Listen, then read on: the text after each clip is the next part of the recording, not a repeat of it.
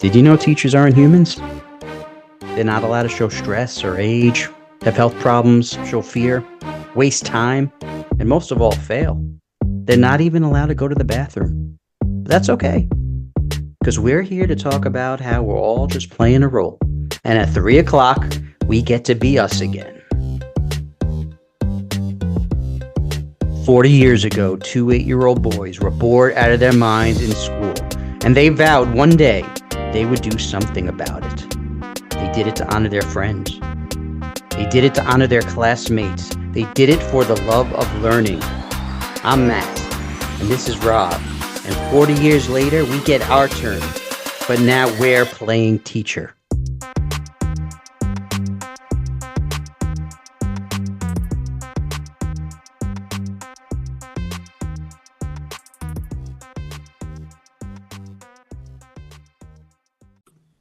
Recording in progress. All right. Welcome to Playing Teacher. I am Matt. This is Brugge with Rob here, and our special guest, Slagle, aka Miss Henriquez, aka Bagel, aka Michelle, our friend for many years, and one of the best teachers you can find anywhere in the universe. And we love her, and she agreed to come on our podcast as I believe our second guest. So this is we're not counting Herbie. So that it's an honor to have you here. We love you, and thanks for joining us. Thanks, guys. I'm so happy to be Why here. did they? I don't know how I feel about following up Neil, because I mean, come on. Yeah, Dr. Neil. Hard I know. act to follow, Why do they call you Bagel? because it rhymes with Slagle. Oh, that's it? There's no other. Come on, you know what? Brugge's starting with the worst questions. I'm going to ask. Let's. That was actually my original question that I wrote down, Rob. No, Thanks. you know what? I'm sorry. I'm gonna That was ask. one of my originals. I'm gonna ask a good question. I'm gonna kick this off with something good. Yeah. Slagle. Rob, Slagle. When did you start? what's your favorite kind of bagel? No. Okay, go ahead. When did you start? When did you start enjoying drinking tea with flies in it? I'm dead. I thought this was going to be a tell me a funny story segment. Shit, I'm involved with No. that. No, just I'm sorry about it's that. amazing that I'm still friends with you two, actually, after that. No. Let's tell the story. So, I would love to hear your version of the Where do- story. okay. Go on, Robert. And maybe we should start with my version of the story. where do we begin? I I think have we should- something I else think to I should do, start. guys. I think Okay, I okay. should start. Okay. We had. Wait, we no. had- Time We had a little I think I fly need to problem in the start. lab. Okay, No, we had a wait. little. Time out. I need to Guys, start. Okay, let our so- guest speak. Slagle, tell the story. So here I am, happily drinking my to-go large tea that I would get every morning. 9 sugars. It was 5 sugars until you allowed me to see the light. And then it broke down to 2. Okay. Thank you, Robert Monahan. It was, And you're Well, teaching drink- down the hall. Just to be Yes, clear for our yes. listeners, you Yes. are a few doors down from us. We're Yes. teaching science, and you're teaching first grade, First a few grade. doors down from us. Yes. Okay. By Okay. myself. like right across the hall. Yeah, So right it was across. across the hall and down and down. Yeah. So I was in 213. You were in like whatever, 210. 214. But we're several doors down, even though Yeah, the well, numbers anyways, are right it next to sounds each other. Yeah. Okay. nobody So cares. like any teacher, probably, right? My tea's been sitting there cold for the entire day, right? So I'm at the Mhm. end of the day and I'm drinking my tea and there's something chunky. And I'm like, what? This is not the first time that this happened. Sugar cube? So another time I'm drinking it and I think I had like a bagel, like I'd get like a bagel and cream cheese in a tea, right? So I'm like, oh, Mm. that's kind of gross. Maybe it was like backwash. All right, let me just keep drinking it. So then this is the second time it happens and I'm like, It's the problem with what tea is that? sometimes. so now picture this, right? It's the large teacup and it has like the, the peel back lid, Yeah. right? So the Mm. cup is open enough to have something fly into it. So I go, let me spit this out and see what is this chunky thing. And it was a giant horse fly. And I'm like, what is this? That's disgusting. freaked out a little bit alone. I don't know how I got back to you though. I must have told you that this happened. And then Rob was like, oh no, I think it's my fault. Protein. Go on. And Rob came to me. We had a little bit of a drain issue because we would spill some things down the drain. We would make like protein shakes and stuff, and then we would just like we would dump stuff down the drain. But I guess like the drain in the office was like a science drain, so it had a catch basin. I think it was meant to catch things like sand or whatever, but I think it was like holding on to old putrid food particles, right? So then we must have had a fly go down there at some point, and then we had a fly problem. Like we had flies there everywhere. was one day I remember we came in, Rob, and they were like everywhere in the lab. So what did we do? Like, I'm like, oh shit. The only thing that we could do, we opened the doors, yeah, and they all flew out. You know? Yeah, and then let's make it everyone's problem, not just ours. And then people were like, "Why are there flies all over the everywhere?" School? You know, and I'm like, just don't answer the phone. Don't answer the phone. Yeah. But you know what though? No, we didn't have it. Like the problem was solved. We don't have any more problems. Like, it was over. No, but the funny part is that's not the story that you told me. No. You told me that you were unintentionally breeding flies because you had like potatoes or something. Larva flies. Wait, you're right. No, it was potatoes. You're right. I remember. There was a potato thing. So I inadvertently became the teacher who swallowed a fly. Yes. Because I had to have swallowed a fly before, not realizing it, and I only realized it after I spit it out the second time. This is a nursery rhyme, isn't it? Like this, like the fly. It was named after. It was created for me. There's another version out there. There's a lady. We felt really bad. There was a first grade teacher that swallowed a fly. Wait, no, you're right. There was a potato thing, and now I can't remember what that was, but you are correct. There was a potato. There was a rotten potato thing we were doing. But there was also like it didn't help the fly situation. No, but Matt, we also had dead, like whenever our lizards would die, we would put them into the mealworm tank. Remember? Yes. We had flies for many reasons. Everywhere. Yeah. And I think this is a separate time that the lizards escaped. Yeah, but yeah. So one might ask, well, Michelle, then why did you still remain friends with these two idiots? And the answer is simple. Because the following day on my door was a giant purple bag from Vosges Chocolates. Yeah. And you were instantly forgiven. Mm-hmm.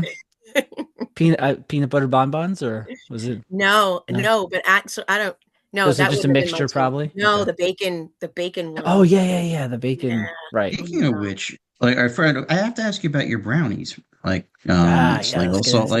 So like first of all, the recipe, like is there any secrets to it? Because your brownies are freaking awesome. So so you would this would be like my best day because I've had a lot of bad days. Better than my brownies? You know, like when Slagle brought brownies in, it was always I've never a good had day. them. Yes. You know, like no, I almost poisoned Matt with an avocado brownie. That's why I'm sounds atrocious. I'm allergic to avocados, and I've discovered that when Rob helped me realize why I was having some issues with like needles sticking through my abdomen for a while. I don't want to get too far off to your brownie story, but yes, Rob finally, no, it wasn't a brownie, it was a smoothie, Rob. And that's when I finally realized it was avocado. I started taking all these things, removing them from my diet to figure out what it was. And I started to realize, and he said all these things that he would give me because he was helping me trying to get into shape, and all these things he was throwing in. And then at the end he said, and because I started to realize avocados was a problem. He's like, oh yeah, and I threw in an avocado. And then I was like, oh shit. And then that's really when I realized it. So avocados messed me up. Anyway, fun fact. Back to your brownies though. Like any secrets to why they're so good? Like anything you want to share, family secrets or yes. Like why are they if it's a secret, delicious? You don't have to share it. Yeah, no, I'm willing to give up the secret. Okay. Oh, okay. Well, yeah. The secret ingredient is love. Yeah. And vanilla. Wait, I have a beef here. I don't remember. I remember things that Slagle made that were unbelievable. I don't remember brownies. Before she started bringing them I think brownies. the brownies came after I left. Yeah. I think they did too. It's messed up. You also made coconut brownies, right? You made coconut brownies I made too? peanut butter Oh my brownies God. for Matt. Oh, You so did. good. Though that I I mean haven't made them in a while, that's what I'm actually. really thinking about is the peanut butter brownies. What So are like so wait, so you bring in a batch, right? You know, like there's what 60, 70 teachers in the school. There's probably enough for 13. I don't know if you want to say it's like Well, maybe do more. you think beforehand who's going to get a brownie? I I mean, when you actually come do. in, I what? actually do. I actually There's do. like qualifications who's going to get them, you know, during like what they I was did on that that week. list. You're gonna get me in trouble, but yes, Brugge was always on the list. You were always on the list. I My was always wife on the was list. always on the list, obviously. She always got first dibs. But it was actually, and it's funny because sometimes I would bake, a lot of the times when you were there, I would bake just to bake and be like, oh, we need brownies. We need a brownie Tuesday, like just randomly, right? And then sometimes, like more now, because I'm so crazy juggling all the kids' extracurriculars. So like I don't get to bake as much as I want to. So now when I do it, it's like full on, like, Your own kids, of course, right? Yeah. my Your own boys. kids. Yeah. So now I'm like, okay, so if I'm gonna bake for them or for their teachers or for their school, I'm gonna obviously bring in, enough for hours. And then there's like a list I go through. And then actually like I package them for people. So like Trap always gets it, um Miss Kassoon always got it. Like, there's Oh my always God. Oh, she's still yeah. there, Miss She Casino. was Oh my awesome. god. No, she retired. No. Oh, did she? Okay. Shoot, Fine. She's living her best life. best school aid ever. I mean, we taught her daughter, Yeah. right? Yes, Yeah, we yeah. did. And they Yeah. did that. They would always do a performance on stage that was amazing. Like they would come in for like Yeah. our talent shows. She was so Yeah. proud of them too. I'm sure the brownies were good, but there's other things that Slagle made that were probably even better. Like what? Like there was I don't know where something she's that going with this, but I mean, I make a was- pretty good lasagna, but I wasn't bringing that in. Well, now you guys haven't.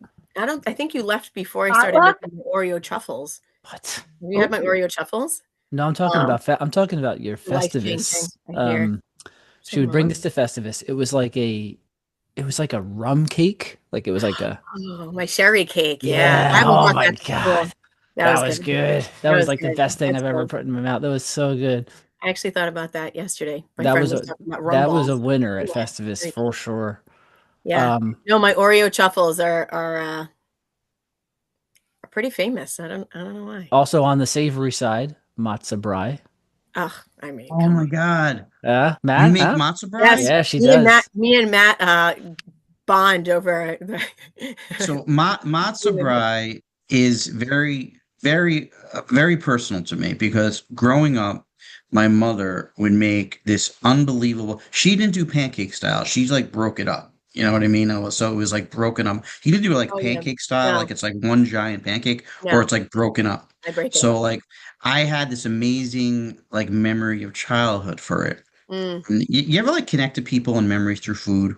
Absolutely. Yeah. So like matzo brie always did it for me, so like I make it for Cindy and Cindy loves it and Cindy's Yeah. not Jewish, but Yeah. she loves it and she even connects it to my mother because she knows that she made this, amazing matzo brie. So I make that, and I'm not a great cook by any means, but I always make this, during Passover time or something, I make this huge thing of matzo brie and automatically it brings back memories of my childhood. I'm like 10 years old again with the giant thing. And I don't do the pancake style. I break it up and everything like that. Yep. Yeah. Oh, you do it that way too? I do it that way. Break it up. And my mom, I'm assuming my dad taught my mom because my dad's Jewish. So I'm assuming that's how she learned it or from my grandmother or something. But yeah, that's what we do. We put it under the water. We break it up. We do. Yeah. And then just put lots of butter at the end. Yeah. Yeah. I crack the eggs over the matzah in the pan actually. And then I mix it all together. It's almost like making the fried eggs into it, Yeah. And I just keep going. I had never had that before until I had it at Slagle's. I've never had it, period. Look at her trying to get some. She's trying to get some. Trying to get an invite. I will make you Oreo truffles and matzo brie. You do syrup with your matzo brie? Honey or what? I do syrup. Nothing. You go straight? Yeah. Just no, I do a lot of syrup. Yeah. Okay. We use the everything seasoning. Yeah. Okay. It's good. Gotcha. So Slagle, you said that like your first batch always goes to Christine, and you've been teaching with her for how long? How long have you guys been together? I want to say 10 years. No, 11. So Christine, you don't count that 1 year that we were broken up. Do you want to say who Christine is? Do you want to tell the audience who Christine is? My work wife. We adopted Matt as our work husband. Like the last 3 or 4 years that he was there, and anytime we had an announcement or email, he'd be like, guys, do I need to know about that? And we're like, no, husband, you're good. That doesn't pertain to you. So we were very sad when he left. So Christine and I have been together. Thank you. I mean, I don't want to say that, you were, I feel bad that you were sad, but yeah, I appreciate that. I loved you guys, Yeah. like you two were very hard to leave, Yeah. like over there, but go ahead. I don't want to interrupt your story. Go ahead. No, so it's funny because my first year I got in the door in a 4th grade classroom, fresh out of college. Oh my God. Like I must have cried once a week. It was rough. I was the 3rd teacher for some of them. What year was that? 2006. So I'm starting. You were there a few months before I started, right? Yeah. Well, so I had gotten interviewed to do a 5th grade position. I didn't get the job and then I found out at a Festivus party one day, it was because I seemed too nice. And the year before they had like the worst 5th grade classroom. And they thought that, I would be too nice. Had that happened again, which I was fine. I didn't want to teach 5th grade. I always wanted to teach 1st grade, but I needed my foot in the door. So I started subbing. And as I was subbing, we had teachers college. So we were there, I was there all the time subbing. And I got in the door and Marie Fittipelli, God bless her. She was like, listen, this is what you need. Secretary for our audience. Yeah. The one that would, the one that would call us as subs. So she's like, you need to go to this school and talk to this secretary. And this is this one's name at that school, and 153 and 71. And she gave me all the names of the people that I needed. She's like, and then here, get out your calendar. Here's where I need you. And as I started subbing, Shannon and other people started talking about me, and they were like, wow, she's not just like a sub. Like she knows what she's doing. She has management, this and that. On her game. So then a position became available in 4th grade because the teacher was going to leave to go get a job on Long Island. And it was November 27th, and I'll never forget. I had trailed her for a week or so beforehand to get myself ready. And it was a rough class because for them, I was the 3rd teacher for some of them because they had started off with an extra 4th grade class, and then they collapsed it to open up another 1st grade class. So then Gina left, and then I got the job. And I was just, I never forget our principal in the schoolyard. She was like, so you're ready to join the team? And that was her way of saying I want to. And I was like, uh-huh. So I got the position, and it was just, oh my God, there were so many discipline, it was so boy heavy. There were so many boys that had behavioral issues that there wasn't enough tables to sit them at to separate them. It was like having a wedding seating plan. And it was this one can go here, but this one has to be turned that way so they can't see each other. And if it wasn't for Rob, honestly, getting me through it, and the couple of other teachers there getting me through it that first year, oh my, I don't think I would have survived. I remember just going in there and staring at everyone. Wait, do you remember any of the? Was it Gina Lombardo? Yeah. Oh my God! Yeah. Dana Marie was on my grade, and a couple other people. Do you remember any of the first names of the boys from that year? Yeah. How could I forget? What were some of the first names? Nafis was one of them. Oh my God. Okay. Well, I'm trying to orient myself to that. See, I came in and I didn't have to deal with the older kids because I had K to 2. They hired me just as K to 2. So I didn't really interact with the older kids till later.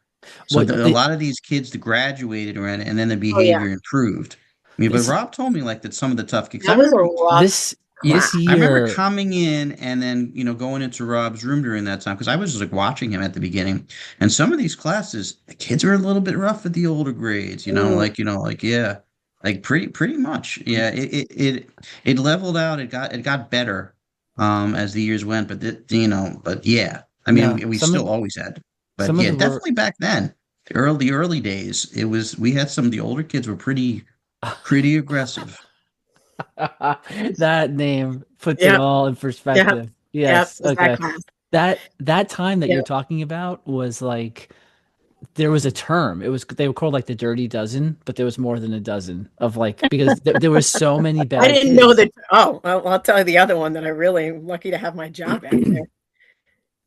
We're gonna hire you, but can you go teach with the Dirty Dozen? I'm gonna tell you. Sure. No, there was a special program that I did with another guidance counselor after school, and we called it the Dirty 2 Dozen. It was 24 kids, and basically they would all come. It was like an after school program, and they would all come voluntarily because it was like I was doing it. It was fun. And their punishment, like if they could only come if they hit behavior markers for the week, you know. So like it did improve, like it improved somewhat, but that was like there was never a time that I was there where the behavior was as bad as that period, like where you came in. Yay. And I survived it, and look at me now, 20 years later, you know? Yeah. But I will say, I gotta say, like those experiences probably then once you survive that, it almost like doesn't like almost instill in you like a way then like you appreciate anything else after that. Yeah, like once you do it, you can handle anything. Yeah. And I learned so much that year. Like I learned Right. Exactly. You got to get thrown in. Yeah, there's a lot that I learned. I learned to never put anything in writing. And I tell all new teachers that, including my niece. I learned, and I won't go into that story. I learned a lot that year. I did. It's important. You got to get through it too. You know, if you hang in long enough, right? You know. Yeah. You know, like I thought I needed to be a certain way as a teacher, especially like that year, because like some of these kids were like my height. Like I was a baby coming out of college, and like I went in thinking like I need to be a drill sergeant. I need to be so strict, you know. And Rob didn't help that because he was like, "Yeah, just yell at him," you know. And it worked for some of them, but then like, you know, but then I realized, you know what? It was an enlightening moment. I had this one girl, like so the teacher that left, she would always just give them like 1-page writing journal entry. Like that was their writing homework. So I just kept it going.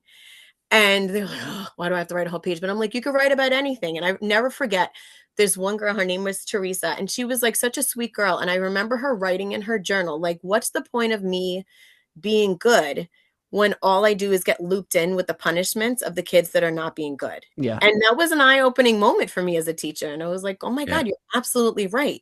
And it changed everything. And I felt terrible about it. But like, I was in survival mode my first year. And I feel like that's what it is. Like, you really need to have a good support system. And luckily I did. And it got better as the years went on. But like, that was eye-opening. So like, you learned from that experience, right? I learned so much from that experience. And so then the next year, she put me in first grade, and I was so happy about it. And I did that for several years until, so then Emmanuel and I had already started talking about, like, I was married already, and we were like, you know, we wanted to start talking about having kids. And so I was worried about if I had a kid, I never wanted to leave my class on maternity leave. So I was like, well, what if I was an ICT teacher? And I had never had that thought before because I'm always, you know, I'm like type A, like I like to be in charge, and, you know, I was just so used to it. And it was funny because I hadn't said anything to anyone. And then I get called into the principal's office, and Jamie, shout out to Jamie, I know you're going to be listening to this. Jamie said to me, listen, I didn't want to be the one that's bringing this to you because it's kind of a conflict of interest. So you could say no, but you know, the principal's not here today, and she wanted to know if you'd be willing to be an ICT teacher with Christine. Christine was Jamie's cousin. Mm-hmm. So she was like, you could say no to me. And I was like, I actually was thinking about doing that. And I knew Christine a little bit because she had just started working. She was mostly in the annex. She was my first thought is when I started really talking to her and just becoming friends, we would just see each other at the annex. We're always there. Yeah. And she was very chill, and we wound up being paired that year, and the rest is history. Like, she's the yin to my yang. It's really great, you know. I just want to rewind for a second because you said that the thought of starting a family drove your decision to become an ICT teacher. And I've never heard anyone ever say that before, that you didn't want to leave your classroom. And, what made you, was there something that happened? Did a teacher leave you in the mid-year? Did you see it? No, I don't think so. No, I mean, no. That's just really, that's actual caring about. I really just love them. Yeah. Yeah, that's actual caring about, what a concept. Actually just caring, thinking about the kids first, and putting them first, But yeah, that's, I what I loved about you guys? We had this podcast on desks, not too long ago, and they always made fun of me because I always said that, it became almost like an inside joke, like we're going to do a whole podcast on desks, and we never did it, and then until we finally did it. But you guys, as co-teachers, you put your desks together, right? Yep. And I don't think anybody else. I don't know. But who decided? So she's on one side, you're on the other side. There's two big desks, and you're there together, stare into each other's eyes. And I've seen other people like they don't want to see each other. So like one's in one corner and one's all the way in the other corner. But you guys were just as close to each other as possible, like the queens of the castle over there together. And like, did you guys even say let's just be together and let's push them together, or did it just what's the story? How did that even come to be? You just I don't know. I don't know if it was just it made sense strategically for the way that the room was set up to take up less space. Yeah. Or if it was just also, I don't know. I mean, you have to do co-planning and stuff, right? It would be so weird, because it's such a partnership and such a friendship that we've grown, but it was like that from the start with the desks, not the friendship. I wanted to kill her my first year a couple of times, but I was also pregnant, so I had those pregnancy hormones, and the littlest things got to me. I'll never forget. Shout out to Christina. I know you'll be listening too, but I'll never forget. It was the dumbest thing. The alphabet strip was coming down. I don't think she knew that I was pregnant at this. I don't remember if she knew that I was pregnant at this time, but it had come down, and I would always get up and fix it and stuff. But the pregnancy hormones was I'm going to see how long it takes for her to fix it. I'm not standing on a desk fixing it. And it was dumb things like that. And it's so ridiculous to think about it. Yeah, I can't even imagine now not being across from her, because all we do is are you hearing this? You want to be able to just give each other that look, did that kid just say what I think he said? Or, I don't know. One fight, Slagle. Do you remember Slagle, do you remember our fight? We had one argument one time. No. In almost 20 years. What was it about? Early on. What was it about? I know what it is. You obviously did something to annoy me. It involved a refrigerator. No, it wasn't the flies. I don't remember. No. I remember. Go ahead, Maddie. All right, so you wanted to put your lunch in the refrigerator, and Rob was late, and I was covering for him. Okay. And then you wanted to get inside to put it in, and I couldn't tell you that, because Rob and I had a thing where we covered for each other, if one was late, because it would happen a lot, and you wanted to get in, and then you said I really need to put my salad in there, Matt. I really, I was just open it. And then I don't know where it came from, because this wasn't me. I was get your own, and I screamed out, get your own fridge.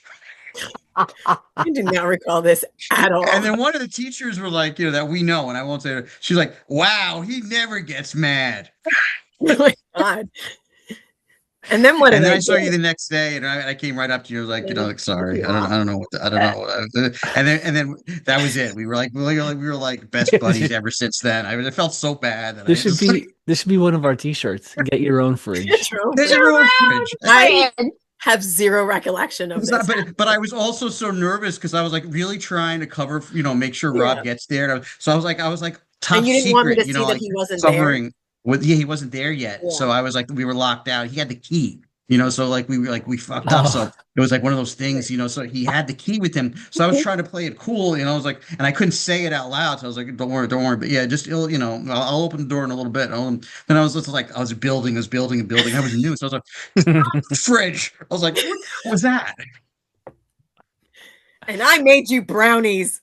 No, that was later. That was no later. Oreo truffles for you. But I remember coming up to you right in the auditorium. We just made up right away. So going, and then so I don't have confrontations. I don't even remember that. It was a long time ago.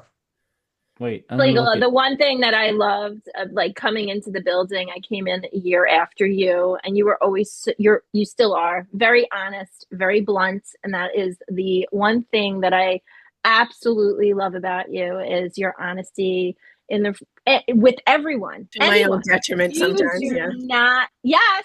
Yeah. But you there's no bullshit with your relationship. Yeah. With your relationships with others.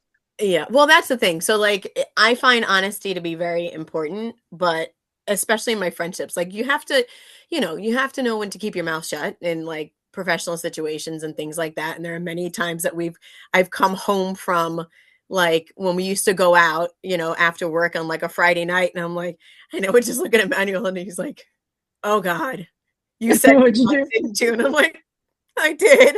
I think I said too much to the wrong people, maybe the wrong people. And like, I guess I overshared or, whatever.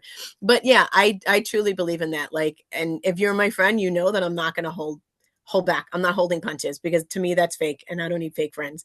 And I have like 5 friends. Like I can count on my hands how many friends I have, but that I'm not holding back. And you guys know that, like the 3 of you know that. And I don't. I have a big trust issue, and I went to you, even before we were even really, really, like just good friends. There was something in you that I trusted, and you helped me, and I opened up to you about buying a home and things, and you helped me so much and my family so much, like that I went to you and you gave me people, to help them. We bought our house, and and I was like. And it was because things that I've said to you, you were always so proud, and I would listen to you from afar, and I would listen to people, and I was just like, I'm almost embarrassed that, I didn't own my own home at that time, or a lot of things I just, kept in. And I remember coming to you and just saying like, hey, can I have a conversation with you? And like, but I want to keep it on the down. I just want to talk to you. And I remember like, you didn't just give me a quick like one you thing. Could do it. You sat down with me and you gave me not just information, you gave me your realtors and your mortgage. You went into a lot, and you changed the course of my life. But through kindness and genuine just care and respect, and and it meant so much to the direction of my life that you did that, and and you said something to me once, I remember, and you said like, we don't have to see each other. We're the kind of friends that don't have to see each other all the time, but like, I'll always know you and always be there if you need me, and the same vice versa. Like, I always appreciated that immensely for what you did for me and my family. So just wanted to thank you, besides being on here doing it, but because that's who you are. You went out of your way to just help somebody who came to you in a way. And then I'm vulnerable because I'm opening up. So, but there's something in you that is so genuine and trustworthy, and that's what's needed, not just as a person, but definitely as a teacher. And I just, I hope, that you don't feel ever devalued, because you're a very, very special, unique educator. Thank you. You're welcome. Thanks. Thank you. But to me, damn it. Go ahead. Sorry. Me. But like that, like I don't. It's just normal, Like it's just I don't know. To me, it was nothing, but to hear that it was something. I'm gonna let. To me, it is, because I'm gonna ask a question. Haven't gotten that everywhere in my life. And so, but I wish that was more of that, but it's needed, but and like I'm you glad. don't hear that like after 20, when you're in a school for 20 years with the same people, it's not just about the students, but it's also about the relationships that we absolutely foster, right? Absolutely. Go ahead, Rob. You were about to say something. No, I was gonna let Slagle get her breath for a moment. I was gonna just ask a separate question about supporting each other, and this is it's actually a question for Brugge. Have you ever contributed to any of Slagle's donor chooses? Oh my God! Slagle puts out when Slagle puts out a donors choose for her students, which is a very nice thing to do, by the way, because you're basically like fundraising for your students. This was on the list of questions. Yeah, she puts it out, and then people can donate. And I just want to know, Brugge, have you ever donated to any of Slagle's donors choose? Rob put this one out after Brugge asked question 7, which was what it was like to teach with Rob because he was an asshole. Yeah. I was like, I've got a story about that. Let me answer the question. The answer is no. Go on, Robert. No, Brugge has never contributed to a donors choose campaign. Which is fine. I mean, she has contributed to my mental health, and that's more important. right, Herbie? Yeah, I was very shocked. So to go back to Matt, I love you. And to me, that didn't like it was nothing to me. Like it wasn't like I'm glad that it had such a big impact. For me, it was so natural because Emmanuel and I had just bought a house. I grew up in an apartment my entire life. He grew up in the projects. And here he is, a college graduate with a master's degree teaching. And like, but that's the kind I actually like, over I heard you saying that. I heard you saying that in the office, and that connected with me because like in our lives and things like that, like, and when I would hear you say that, it was also there was such a sense of pride, and I was like, I needed to talk to somebody not that would almost understand and not come from a place of judgment, who was real. For you to tell me like, oh, I'm embarrassed. I'm like, what are you talking about? No, we're in New York. Nobody can afford a house, like I said. Well, I screwed up a lot, and a lot of it was mistakes. And I was like, man, I'm just trying to fix it.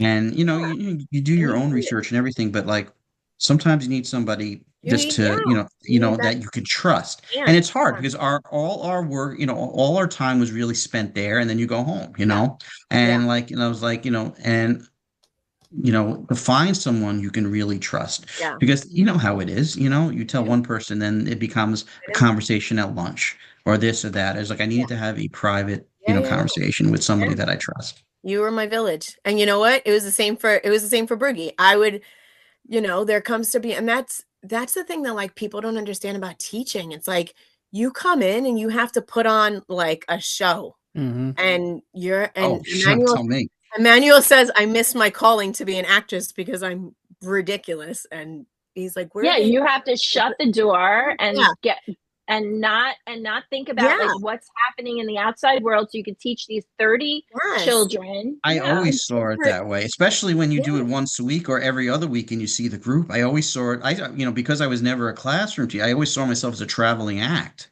or they came to me. It's part of the reason why the podcast is named what it's named. Playing teacher. Yeah. But one of the reasons, because you don't people don't realize that, oh yeah, you're a teacher, you have summers off, it must be great. If we didn't have summers off, we would burn out, period. Yeah, 100%. But we have to deal with the pressure of like getting these kids to where they need to be, especially when I taught first grade. They come in at a reading level of like nothing, like A, B, C if they're on grade level, to have to go to J. It's like 11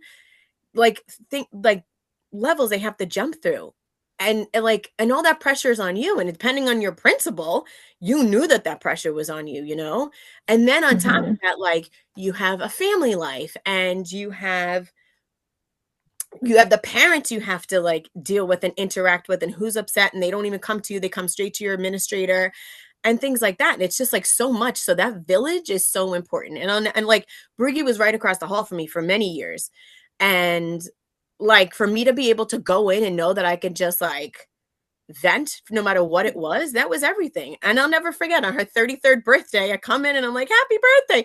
And she like burst into tears. I'm like, what is wrong with you? She's like, I'm 33. I'm so old. And I'm like, okay, you're okay. All right, that's my scary year. That was it. That just happened to be her scary. Not 30, not 40. It was 33. But like not I was 50. there. Not 50. No. Did you sit in the corner seat also in Brugge's office? That was my seat to like well, there hide and wasn't talk much to her. choice, but yeah, I always took the little corner seat. It was just like. Can I just? I want to just ask a question. I want to make sure we have enough time. So I'm going to just, if you guys are okay with that. You, speaking of like family, you actually taught in the same building as your child, and we just want to like know what that experience was like, because none of us had that experience. So what was that like for you, and why did you decide that to have Leo come over to our building? Because I'm a helicopter mom. No, I don't know. Plain and simple. I don't know. It was I don't know. It wasn't really, you know what? The year before, 2 of our teachers had their kids come in to pre-K. And so then that year, I wanted to be able to know that he was so close to me and not let him go. And I didn't know, what other school to put him in, really. Because all I really knew was my 239 bubble. And so I put him there. And then he had an amazing pre-K teacher, and he was another one of our teachers. Her daughter was in the same class as him. And it was hard to let go of like not wanting to like catch glimpses and stuff like that. But I think I did a pretty good job, and so did she. And like, we tried to keep our distance. But it was nice to be able to, when they had events, be able to just go downstairs and go, celebrate his birthday or do like a family thing. It was really kind of messed up because that was the year that COVID happened. I know. So I taught Leo during college. Yeah. And then he went into, I was in the building for COVID, but he was at home like the next year. So he finished out pre-K, and then the next year they decided to put me in, that year they decided to take me away from Christine and put me into kindergarten. So the principal, we need a strong person in kindergarten to turn things around. And I was like, what? I don't want to do kindergarten. And then they separated us that year. And then the pandemic happened. And I was like, see, that's what you get for separating me and Christine. Just on you. And then the next year we were back together, and we taught 2nd grade together, because a lot of the teachers wanted to loop up with their kids, because we felt like we didn't get enough of them. They didn't get enough of us. Like, it wasn't a fair year. So the only way for us to be together was if we moved up to 2nd grade. And then we taught 2nd grade for a few years, and we really liked it.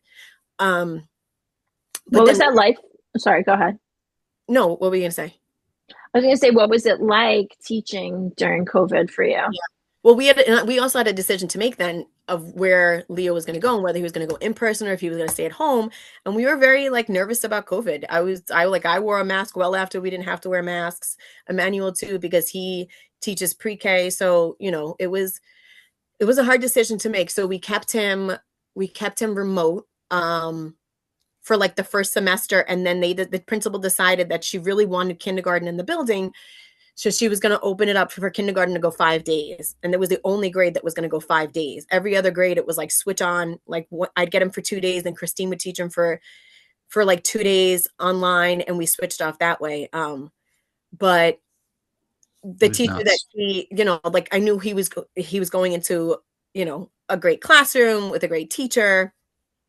And so it was easier, but it was interesting, definitely, for him to be in the same building as me. And I don't know, like COVID was scary because, like we were really afraid of getting sick. And, I had like my mom as a factor to think about too, because she watches the boys and she brings them to school and stuff like that. And Lucas was little. He was like 2 at the time. So we had to worry about that. But I was the in-building person during that time. And I have to say, like, as much as it was like the scaries of like wearing masks and get it tested and like possibly getting it, and we didn't know enough about it at that time. There was also like a real greatness to it, as crazy as it sounds, because I only had 6 kids in the classroom on a given day. And it was like, as a teacher, I'm like, this is amazing. Like the amount of work that you can get done, the amount of like you just felt like you were reaching them more with them because it was such a small class, you know? And like, even like I was able to do art projects I wouldn't normally be able to do and things like that. Like that part of it was pretty cool. For me, it was unreal. I remember just going to those classrooms with, like you said, the 6 people and they were separated. Then I have to run back to the room, go on the computer. And then there was like, a whole grade on the screen who wasn't there. You know what I mean? And then you get on, and then it was like, okay, then run back and go back and see like 4 kids in a room, very unusual experience. I remember though, like Lucas was on, like, on the screen, and then Leo would pop in and he'd be there with Lucas, when I was teaching. Oh yeah. Vice versa. Yeah. Leo would be on the screen and Lucas would come. He'd like to hang out in there, and then he would sort of do some of the stuff also. Yeah. My mom's like, hey, Mr. Jacobs, that's a fun class. Like, it'd be her job to like get him on, when he wasn't in the building. Or for pre-K, I didn't know what the hell I was doing. It took me a while to figure out what the hell I can do here, as far. So I remember Cindy being in like the living room, and I was there, and I was like, like, all right, everybody get a stuffed animal. And I would like up, and I would just be tossing things around, and she was just looking at me like. What the hell are you doing? And I was like, she's like, don't make me laugh. I'm like, don't make me living. We're gonna fly here. Like tossing things and moving, I was like, all right. All right, who has a funny story to tell? I got 10 minutes to kill here. All right, who wants to go? So we do have to wrap this up soon. But we have one more question. So I'm gonna ask it. Yes, we do. If you could talk to 8 more, but go ahead, Rudy. Take over. No, that's a good one. Okay, so if you could talk to a younger version of yourself when you first started teaching, what advice would you give to yourself? Well, I kind of touched upon it earlier. Just to like grant yourself some grace, like we're not, as much as we want to be like superheroes and like super women and supermen, like we're only human, and everything's not going to be the way that you want it to be, and you just have to like accept that, and like grant yourself the grace to know that like it's okay, and I don't know, I had a kid come up to me. I was in a Dunkin' Donuts last year, and she ccame up to me, and I knew exactly who she was. Like I knew her by name, which is insane after 20 years. Like we remember like so many kids' names, right? Mm-hmm. And I was like, and I said her name, and she was like, she turned around and she's like, Miss Slagle? And I was like, yeah, how are you? And she's like, oh my God, my mom and I talk about you all the time. Wow. Like it's because of you. Like I thank you. Like I am where I am because of you. Like you had such an impact on me. And I'm like, really? She's like, yeah, you taught me to read. And I was just like, wow, okay, thanks for the sign, like we need to hear that. And I'm very much a believer of like getting signs like that, like when you need it. And I needed it at that moment. And I was just like, wow, that's really cool. Like, because when you're in it, you don't think, like, there are so many times I'm sitting in front of the class and I'm like, they're not getting it. Like I'm trying to teach this. The other day, Emmanuel was like, how's it going? Because I'm teaching 3rd grade this year. So we have the state test. And he's like, how's your day? I was like, fractions are going to kill us, And I was just like, like you're just like so wrong. Like, I just want to open up their brains and just like pour the knowledge in and screw it back up and just know that they're going to be successful. We put so much pressure on ourselves as teachers because we want them to like, just get it. We want them to succeed. And we just need to. But you don't realize that they are, in those moments later on, and that's your sign that you did you did your job. Yeah. But it's more than that. You made an impact on a person's life, and that changed in a positive direction, and that's the best you can do in this job. So and you got to pat yourself on the back, and because we don't do that as educators, we just go along for it. But the fact that you had that sign tells you made the right career choice. Yeah, it's funny. I didn't know what I wanted to be when I grew up. Like I went from veterinarian to like what, I was like, I liked kids. I thought I wanted to be a teacher. And I randomly like saw someone with like a city college like ID one day and I was like, oh, city college. I should go look into that. And then I wound up going there. I met Emmanuel, but I'll never forget. I was on the train one day going to college and I saw a sign. It was for, what's the teaching? How did you get into teaching, Rob? You did this. Teaching fellows. It was a teaching fellows poster and it said, you remember your first grade teacher's name. Who will remember yours? And I was like, me, yes, that right there. That's a lot. I remember my first grade teacher's name, as old as I am, and I want someone to remember my name and think about me the way that I think about them. And you know what? Another thing that like really changes you, and you can all attest to this, is becoming a parent because you teach in a certain way. Oh my God! You become a parent, and then everything changes. Yeah, because you see these kids differently. Like we always say, they're my kids, but once you become a parent, it's different because now it's like. It's 100%. My child, how would I want their teacher to react to them in this situation? And your heart is just filled with even more love and even more understanding. I loved when Dylan was the same age as the students that I was teaching. Yeah, I had such a different. You understand, right? You're like, They had such a different perspective of how their minds were working when he was exactly at their age. Yep. I totally get what you're saying, Mike Slagle, but like it's so true. It changes you, and I'm it's amazing that four of us have experienced that. Mm-hmm. Yeah. A quick thing. Of course, if you understand it as a counselor, of course, I'm imagine the same thing. Quick thing. This podcast was almost named "What Will They Remember?" You remember? That's right. Yeah, it was the early days. Yeah. Yeah. We were before my time. Mm-hmm. Well, yeah.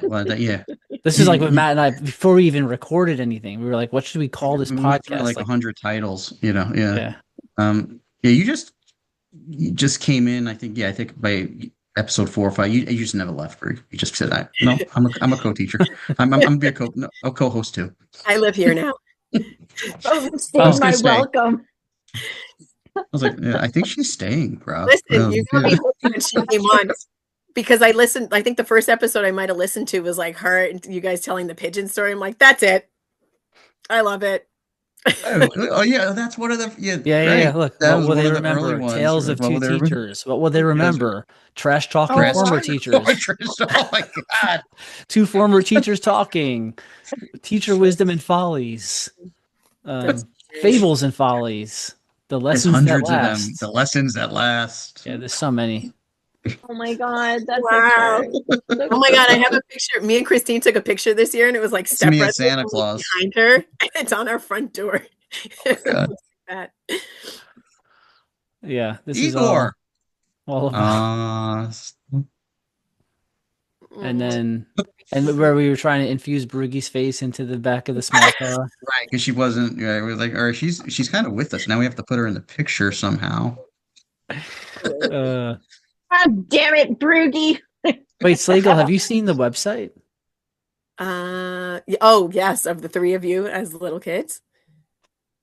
Yeah, wait, let me do a little quick share here. Yes. First we have our character. When I first found out you were in a podcast, then I messaged you and I was like, what is this? And then there's videos. Link. And I was like, Brugge, do you know that this baby picture of you exists? She was like, what? Where did that come from? Yeah, totally forgot. I didn't see it until you told me. With you. Oh my god. That's actually a picture of me at my bar mitzvah, by the way. So you know. Guys, I just want to say something. Do you know what Monday is? Now that I see do you know what Monday is? Oh, I have my shirt ready. And I think of you every year because last year I totally missed it. And I was like, I am going to have my Star Wars shirt.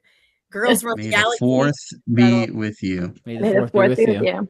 I've already have my date for my Grogu and Mando movie. I'm going to see it. I would put my phone in my pocket and put on the Darth Vader theme, come out with the mask and come out with my lightsaber and just come out and greet the kids that way. Yes. Yes. And then I would split the line down the middle, like with it, just and walk down. and this would be 5 minutes. I'm like, yes, I'm not and just me and killing Christy will time look here. at each other like, and we're done. Goodbye. Have fun. Yeah, Okay. yeah. See you later. I'm gonna do this 5 more times down the line here, and just Wow. good Well, times. Slagle, it's almost time. This is great. Thank you Yeah. so much for coming on our podcast. This was fantastic. Thank you for You're having an me. amazing guest and an amazing person. I was just thinking too, we should have, we're gonna have more guests on, obviously, but I don't know why I never thought She's our last one. We're never gonna yeah, do. it's the last. We're closing on episode 28. No, I guess I never thought like we can have more than one guest on, for example. Like we could have like Slagle on again with Tracy. You know what I mean? Like we can have 2 guests on. You know what I mean? Like I don't know why I'm thinking They we could be in the like same 1. place. Yeah. Yeah, like me and Neil were. That was I feel like they can't be in 2 different. Neil was I like feel like they sitting should right be like here, sitting like you and Neil. They have to be sitting right next to each other, like holding hands, finishing each other's drinking out of the same teacup. Which is hilarious because I grew up in the same neighborhood that I teach in, like 4 blocks away from where the school is. And then I just moved, I just got moved down Myrtle a little bit. So now I'm upper. But I see the kids and I'll see them at Stop and Shop and they'll look at me and Emmanuel's like, you've been spotted, because to give you that shy little look, is it her? And I'll say hi. And then if it's one of our kids, they'll be like, where's Miss Tracy? And I'm like, okay, we don't actually live together. We have separate lives. They'll see her and they'll ask about me. It's funny. I love that. I live by the school too, but late at night I'd be going to the corner store to buy beer. And that's the worst when you get caught with that. I'm like, oh yeah, no. I'm like, you gotta walk up with the Heineken to the counter. I'm like, hey Matthew, yeah. See you tomorrow. This is because of you, buddy. This is because of you, okay? I'm gonna drink all these because of you. I remember when I was a kid seeing my teacher out in the wild. It's incredible. Yeah. Well, so do I. We used to, one of my kindergarten teacher, Miss Alonji, she lived down the block from my grandpa's house, and she would come out of her house and there was a street in between, Forest Avenue, I think was in between us, or whatever street that was. No, it wasn't, whatever. And she'd come out to the corner and we'd all scream, Miss Alonji, Miss Alonji. Like she was a movie star. So when kids started to do it to me, when I started teaching, I was like, oh my God, I'm Miss Alonji. It's me. Feels. You're a celebrity. You know what else is crazy? Funny? You know what else is funny? When you think about being that age and thinking how old your teachers were, and now being that age, I'm like, they couldn't possibly have been as old as I thought they were.